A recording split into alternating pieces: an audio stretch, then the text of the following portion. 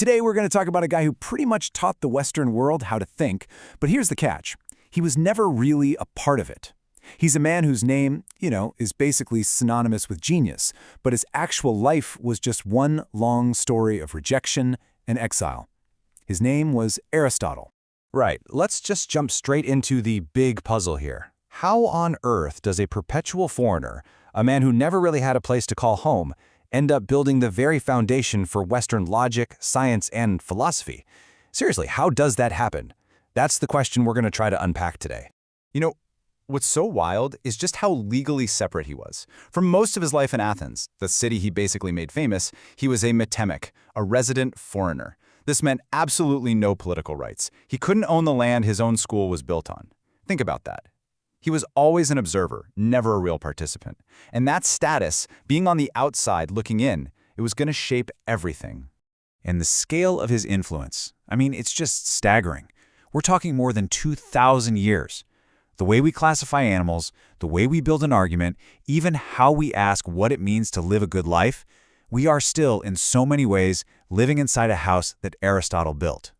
So here's the quick highlight reel of his life. It's this incredible journey that takes him from the edge of the Greek world right to its center and then kicks him back out again. He starts as a doctor's son, becomes the star apprentice to the great Plato, then a biologist in exile, the tutor to Alexander the Great, the master of his own school, and then, finally, a fugitive. Let's start with that first big stop, Athens. So at 17 years old, Aristotle shows up in Athens and walks into Plato's academy, which was the school in the ancient world, the Harvard of its day. He spends the next 20 years there, becomes the absolute star student, but he couldn't have been more different from his famous teacher. And this pretty much sums up the whole disagreement. Plato, he pointed up. He argued that true reality wasn't here, it was in some higher, perfect, abstract realm of ideas he called forms. But Aristotle, he was a physician's son, trained to observe what's in front of him. He pointed around. He was like, no, reality is right here. It's in the tangible stuff we can actually see and touch and study. So after 2 decades of being the top student, Plato dies. Aristotle is the obvious choice to take over.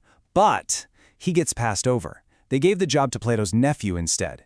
It was a huge slap in the face, a rejection that was part philosophical, part political, and it just solidified his status as an outsider. So he packed up and left Athens.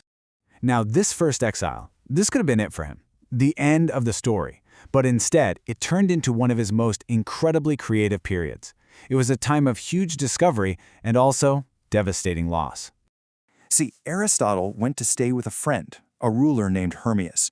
But then the Persians captured Hermias, tortured him brutally, and crucified him. His last words were reportedly, "I have done nothing unworthy of philosophy."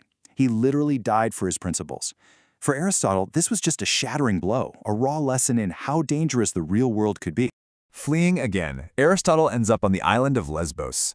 And it's here, surrounded by the ocean, that his whole philosophy gets put to the test, and it works. He spends his days just digging into the natural world, dissecting squid, studying fish, cataloging every creature he could find.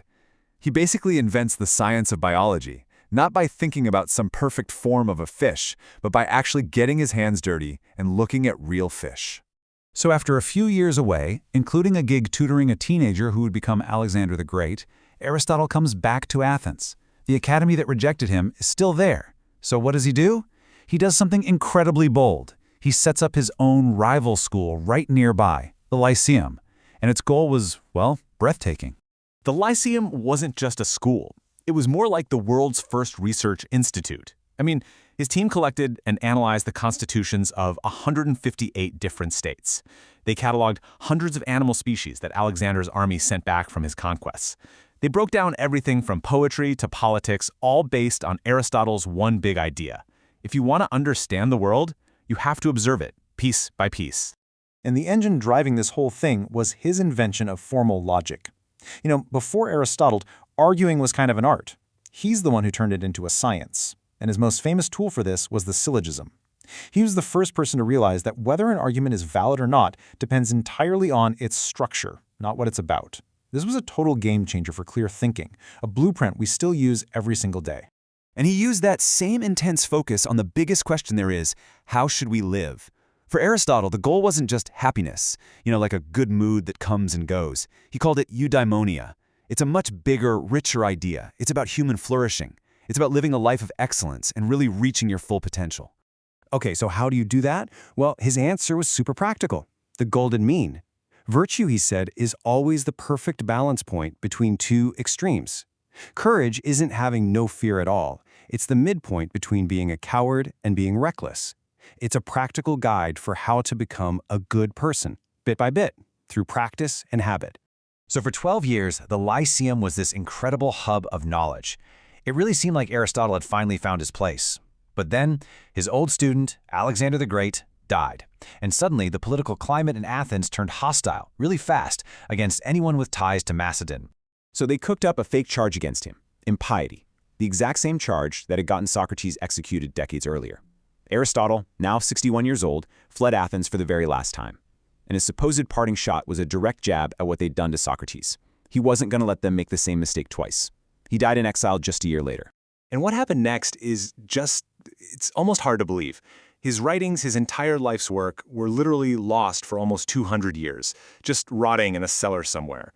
They were eventually found, seized as war loot by a Roman general. And then, and this is so crucial, they were preserved and studied by Islamic scholars in Baghdad, who called him the first teacher. It was through them, centuries later, that his work was reintroduced to Europe, where he eventually became known as simply the philosopher. Which kind of brings us full circle, doesn't it? Aristotle never really belonged. He was always on the outside looking in. And maybe, just maybe, that's exactly what allowed him to see everything with such incredible clarity. Maybe his marginality wasn't his weakness. Maybe it was his superpower. Maybe it was the very thing that made his world-changing vision possible.